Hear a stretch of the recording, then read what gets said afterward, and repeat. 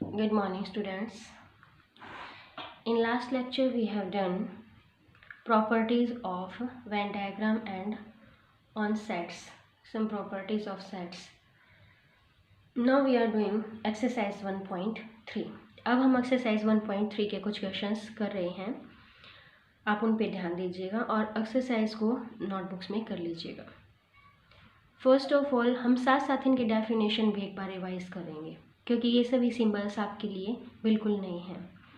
First में है you have to find out A intersection B. कब फाइंड आउट करने हैं? जब आपको ए भी दे रखा है, बी भी दे रखा है और सी भी दे रखा है। तो ए इंटरसेक्शन बी मतलब ए और बी का कॉमन पार्ट हम कहें इसको। इस तरीके से ए के अंदर है 1 2 3 4 और बी के अंदर है 3 4 5। कॉमन पार्ट आपको डायरेक्टली दिख रहा है। अगर इसको बाय वेन डायग्राम समझाया जाए तो ये हो गया ए और ये हो गया बी, और ए और बी का कॉमन पार्ट मतलब 3 और 4 है। यहाँ 5 बच गया और यहाँ 1 और 2 आ गए। तो ए इंटरसेक्शन बी सेट के अंदर क्या आ गया? 3 और 4, दैट इज कॉमन पार्ट। ऐसे ही फिर बच्चों B intersection C, B intersection C में 4 और 5 कॉमन पार्ट हो गए हमारे। तो यहाँ पे जो सेट है वो क्या बन गया? 4 और 5।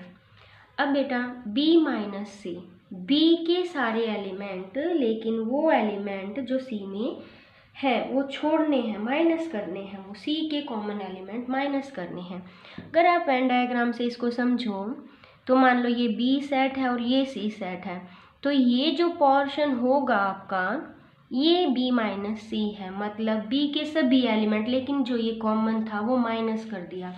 तो बी के 3 4 5 सारे ही लिखे, जो सी के साथ कॉमन है क्या है? 4 और 5, तो वो माइनस करने। 7 8 का कुछ वो लेना देना नहीं, जो कॉमन है वो माइनस। 7 8 तो लाई ही यहाँ कर रहे हैं, ठीक है बेटा। तो बी माइनस सी के अंदर एक सिंगल एलिमेंट 3 जाएगा, ठीक है।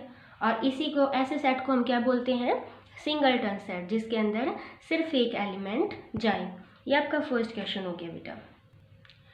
अब हम सेकंड क्वेश्चन कर रहे हैं। अगर हम सेकंड क्वेश्चन की बात करें तो इसके हम अंदर हमें union of each of the following pairs, हमने 2 पार्ट्स यहाँ पे लिखने हैं और आपको यूनियन निकालनी है। सबसे पहले तो मैं आपको एक बार यूनियन की डेफिनेशन क्लियर कर देती हूँ। अगर ए यूनियन बी, इसके अंदर फॉर ऑल एक्स, एक्स की वो सभी वैल्यूज़ एक्स बिलोंग्स टू ए और एक्स बिलोंग्स टू बी, या तो एक्स ए में होगा या फिर एक्स बी में होगा या फिर दोनों में भी हो सकता है। ये बात हो गई यूनियन की, मतलब हमें टोटल पार्ट लेना है, या वो एक्स का हो, इस और में है जो रिपीटेशन में आ जाएगा, जो बार बार एक एलिमेंट आ रहा हो, ए में भी होगा बी में भी होगा, उसको हम 1 टाइम लिख देंगे। अब इसी तरीके से यहाँ देखो बेटा, ये है ए ई आई ओ यू, ठीक है, और बी के अंदर है ए आई यू। तो आपको क्या निकालना है? ए यूनियन बी निकालना है। ए यूनियन बी क्या हो गया? ए के सारे एलिमेंट तो आएंगे, ए ई आई ओ यू, ये तो आएंगे ही आएंगे। ए हमने लिख दिया, नहीं लिखेंगे दोबारा से, आई भी लिख दिया, नहीं लिखेंगे, यू भी, मतलब वो सारे ए आई यू सारे हैं, तो मतलब ए ही हो गया। ए यूनियन बी किसके इक्वल आ गया? ए के इक्वल आ गया। मतलब ये हो गया आपका ए वेन डायग्राम से अगर हम समझें, और ये आपका हो गया बी, ये हो गया ए आई यू, ए आई यू इसके अंदर हो गए और ई और ओ बाहर हो गए हमारे सेट। तो मतलब क्या हो गया यहाँ से बी, मैं मतलब ये क्वेश्चन नहीं है, लेकिन हम साथ साथ पूरा पीछे का जो बेसिक है कि हर क्वेश्चन में हम हर प्रॉपर्टी को अप्लाई कर सकते हैं। तो B is a subset of A, और सबसेट भी कैसा? Proper subset. कैसा सबसेट हो जाएगा? प्रॉपर सबसेट, क्योंकि इसके अंदर पूरे तरीके से वो इसके अंदर समाया हुआ है, कंटेन है इसके अंदर। अगले क्वेश्चन में हम देखते हैं, ए हमें दे रखा है और बी हमें दे रखा है, और हमें फाइंड आउट करना है ए यूनियन बी, दोनों का यूनियन। अब देखो बच्चों ध्यान से, x है फॉर ऑल एक्स, एक्स वो सभी एक्स इसके अंदर जाएंगे, नेचुरल नंबर है, और ये हमारी है कौन सी फॉर्म है? ये सेट बिल्डर फॉर्म। कौन सी फॉर्म है ये? Set builder form. अब हम इसको रोस्टर फॉर्म में कन्वर्ट कर देते हैं। तो ए हमारे पास क्या हो गया? देखो बच्चों 3 से नेचुरल नंबर है, तो मतलब वो हाफ वाली तो कंडीशन गई, और ये हमने एक करके आए थे हम सेमी ब्रैकेट सेट के अंदर ही closed interval, semi closed interval और ओपन इंटरवल। तो ये हमारा यहाँ से x ग्रेटर देन 3 हो गया, सिर्फ ग्रेटर देन है, इक्वल टू नहीं है। तो ग्रेटर देन 3 में तो सीधा 4 ही चला गया अगर नेचुरल नंबर की बात करें तो।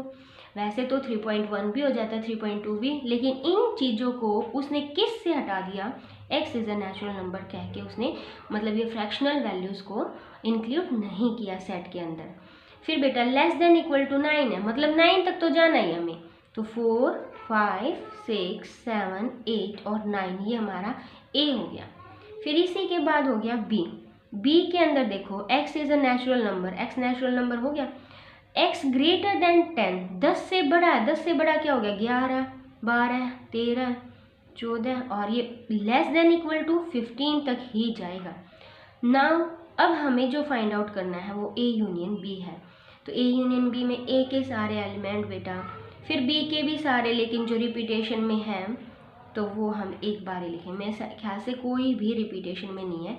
तो ये हमारा बन गया a यूनियन b। अब आप है ना इसको कहीं गलती से 4 और लेस देन इक्वल टू 15, बीच में 10 नहीं है, इसमें एक एलिमेंट उसने छोड़ दिया, तो हम इसको ऐसे रिप्रेजेंट नहीं कर सकते, ठीक है। मेरे ख्याल से आपको ये समझ आ गया होगा। Now we are doing third question. Third question के अंदर देखो बच्चों, a दे रखा है आपको x, वो सारे x is equal to 3n, मतलब 3 के मल्टीपल दे दिए बेटा, और 3 के मल्टीपल n क्या दे दिया, z दे दिया। देखो n z दे दिया तो इसका मतलब तो उसने a को क्या कर दिया, मैं अगर कहूँ तो उसने ये लिख दिया, अगर n -3 हो तो -9, -2 हो तो -6, -1 हो तो -3, 0 हो तो 0, 1 हो तो 3, 6, 9, ये दे दिया उसने बेटा हमें 4। a क्या दे दिया हमें, a दे दिया उसने।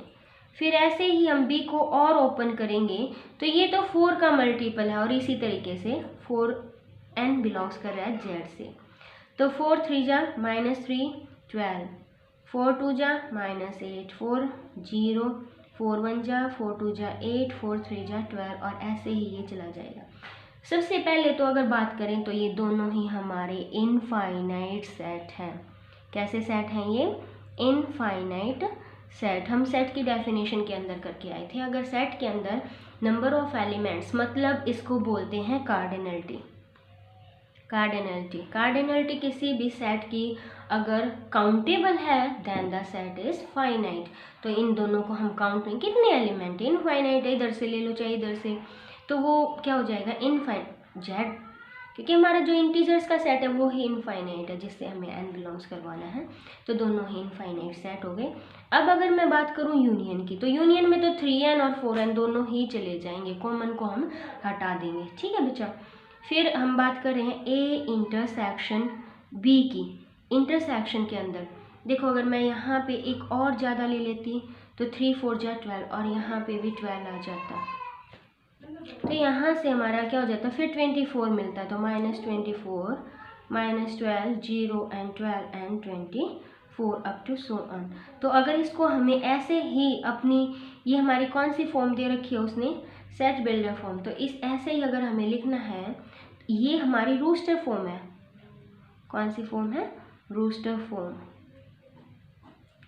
ठीक है। तो a इंटरसेक्शन b क्या हो गया प्यारे बच्चों, अगर इस तरीके से लिखेंगे तो वो x, सभी x की x किसका मल्टीपल आ गया, 12 का आ गया, 12n such that n belongs to z, ठीक है। मेरे ख्याल से आपको समझ आया होगा ये क्वेश्चन।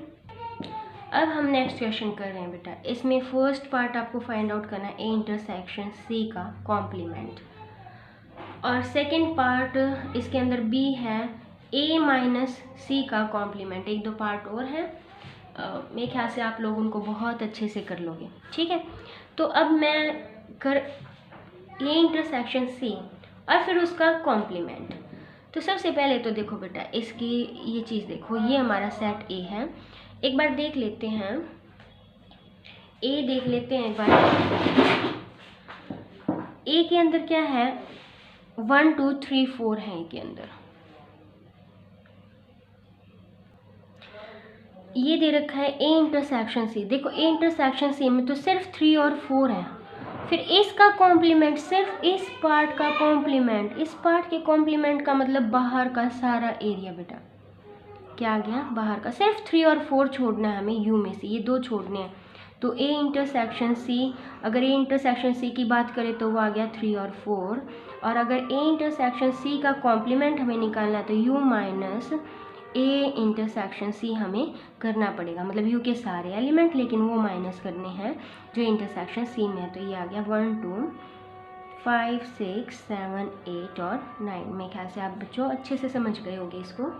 इसी तरीके से ए माइनस सी निकाल देते हैं हम, फिर उसका कॉम्प्लीमेंट हमें निकालना है। ए माइनस सी निकाल रही हूँ मैं। ए माइनस सी मतलब देखो बेटा, ए माइनस सी देख लिया हमने,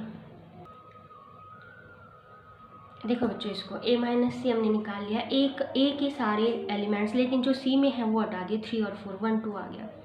फिर हमने इसका कॉम्प्लीमेंट निकालना, कॉम्प्लीमेंट कैसे निकलेगा, U minus A minus C, U के सारे एलिमेंट लेकिन जो ए माइनस सी में है वो काट दिए, तो 1 और 2 थे, तो बच्चा ये 3 4 5 6 7 8 9 ये सारे क्या आ गया ए माइनस सी का कॉम्प्लीमेंट। थैंक यू बेटा, हैव अ नाइस डे।